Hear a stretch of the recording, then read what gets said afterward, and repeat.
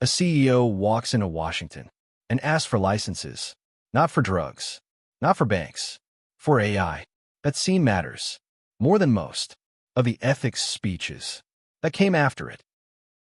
In his 2023 Senate testimony, Sam Altman said the U.S.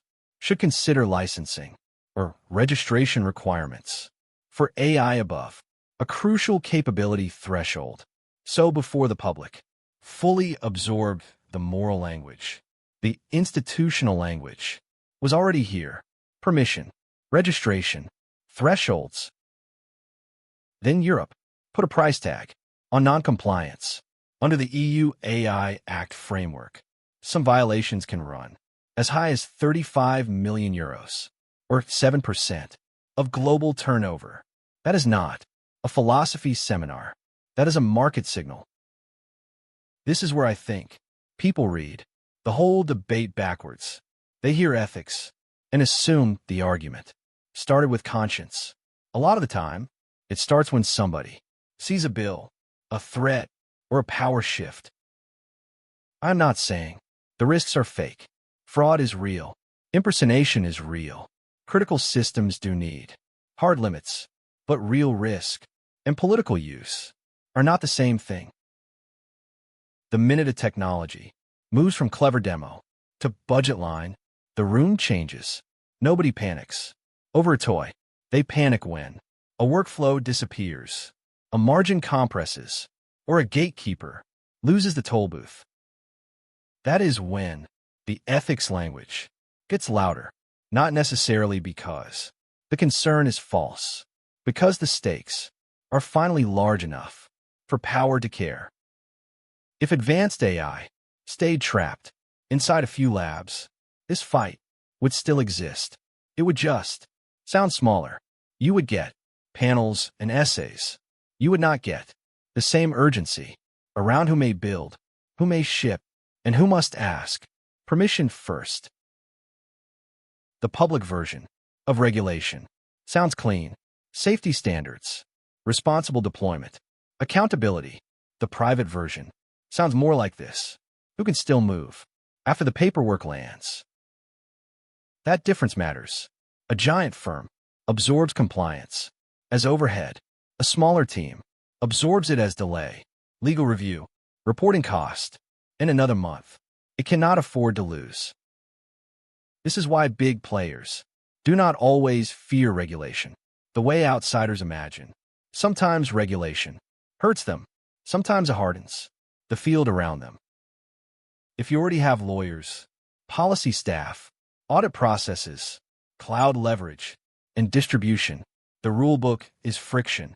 If you do not, the same rulebook can become a whole game. The moat becomes paperwork. That is the economic layer. Hidden inside the moral layer, the fight is not just over what AI should do.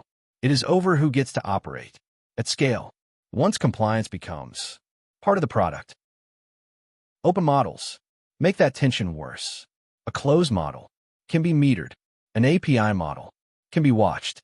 A portable model, improved by smaller teams outside the main platforms, starts to loosen the grip of the people who got there first. And when that grip loosens, the debate gets dressed up fast. Some of that is sincere. Some of it is fear of cheap intelligence moving into too many hands too quickly. Because once capability spreads, the old pricing logic starts to wobble. You are no longer just selling intelligence. You are trying to preserve the conditions that made your version of intelligence expensive. This is why I keep calling it zero-sum. Not because every policy actor is evil, because they are all staring at the same shrinking area of control and trying to claim it in different language. The company says responsible deployment. The regulator says public protection. The state says strategic stability. All three may believe themselves. All three may still be defending position. Government adds a harder edge to this. Once AI touches labor productivity, cyber capability, media influence, procurement, and defense, it stops looking like an ordinary software category. It starts looking like infrastructure with national consequences. And states do not treat strategic infrastructure like a hobbyist playground. They watch who trains. They watch where compute sits. They watch weather dependence forms before domestic capacity does. That is why this language gets slippery. The public hears safety. Firms hear competitive structure. Governments hear sovereignty. Same words, different incentives. That is why the debate feels so weird to listen to. Everybody sounds like they are protecting the public, while they are often protecting a different layer of the stack. Now, to be fair, some people push this argument too far and pretend all AI regulation is just cartel behavior. That is lazy. If a system can scale fraud, fake identity, or touch high-risk infrastructure, rules are not optional. But there is a clean distinction. People keep blurring. Safe AI means limiting concrete harms. Permissioned AI means concentrating who is allowed to build, deploy, and compete. Those are not the same destination. They get spoken about as if they are the same because the vocabulary overlaps. That overlap is where a lot of the politics hides. And that politics has a bill attached to it. The firms with policy teams collect time. The firms with legal depth collect flexibility. The firms without either pay first, usually before they have even proven product market fit. So when someone says, this is only about ethics, I do not buy it. Ethics is in the room. So are margins, labor leverage, market access, and state interest. The better question is not whether the safety argument is real. It often is. The better question is, what else arrives in the same truck once the safety argument wins? Does the rule target a narrow harm, or does it quietly raise the minimum company size required to survive? That is the line. I keep watching. The next winners in AI may not be the labs with the prettiest demo.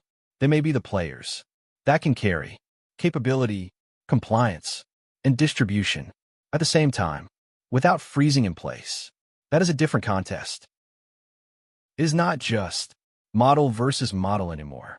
It is model, lawyer, regulator, cloud contract, and geopolitical position, all stacked on top of each other.